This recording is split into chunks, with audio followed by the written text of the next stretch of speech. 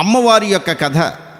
బెజవాడలో వెలిసిన కనకదుర్గమ్మ పాట ఎలా వెలసింది, ఎలా తానకమయ్యింది, విజయవాడలో ఇంత అభివృద్ధి అవ్వడానికి విజయదుర్గే కారణమంటారు.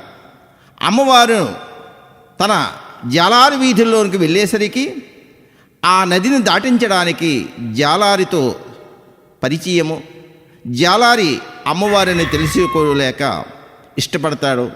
ఇటువంటి సన్నివేశమే ఈ అమ్మవారి యొక్క కథ. ఈ కథని ఎవరైతే వింటారో, పాడుతారో సకల దోషంలో నివృత్తం అవుతాయని పెద్దలు వాచ.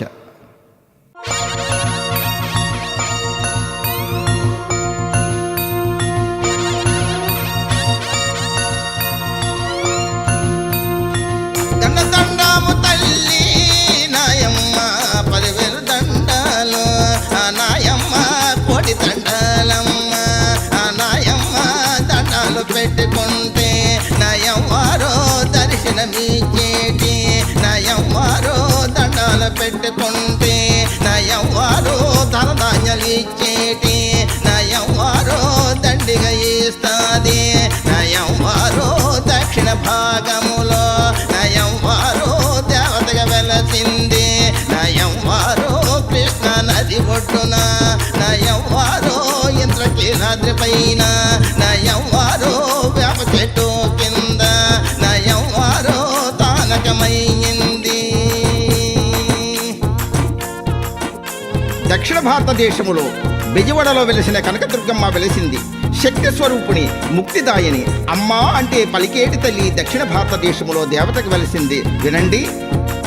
వేప చెట్టు కింద నయమ్మారో తానకమయ్యింది, నయమ్మారో చెట్టు పెట్టేమో నయమ్మారో నిలిచిపోయింది, నయమ్మారో ఎండలో ఎండింది, నయమ్మారో వానలో తడిచింది. నా దుర్గమ్మ బ్రిటిష్ తెల్లదొరలో, నా దుర్గమ్మ దేశాన్ని పాలించి, ఆ తెల్లదొరలో దేశంలో సంపదంతా ఆ తెల్లదొరలో దోచుకుపోతున్నారు. ఆ తెల్లదొరలో ఆ సమయములోన నా దుర్గమ్మ కలలో కనిపించి, ఆ దుర్గమ్మ గుడి కట్టమని ఆ దుర్గమ్మ కలలో కనిపించి. బ్రిటిష్ వారికి కలలో కనిపించింది. తల్లి యొక్క రూపాన్ని చూసి భయపడి లేచినారు. అమ్మవారిని పట్టించుకోలేదు. అప్పుడు తన శక్తి ఏమిటో చూపించింది. వినండి. కృష్ణ నది పైన ఆ తెల్లదొరలో వంతెన కట్టినారు, ఆ తెల్లదొరలో రైలు రోడ్డేసి, ఆ తెల్లదొరలో గూడ్సు బండేమో ఆ తెల్లదొరలో నడిపించిపోయినారు.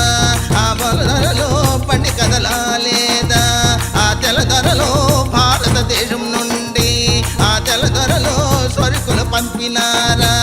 ఆ తెల్లదొరలో అన్ని బాగున్నవి, ఆ తెల్లదొరలో పండెందుకు కదలలేదు, ఆ తెల్లదొరలో కారం తెలియలేదు, ఆ తెల్లదొరలే ఇంజనీరులంతా ఆ తెల్లదొరలో తలలో పట్టుకున్నరా.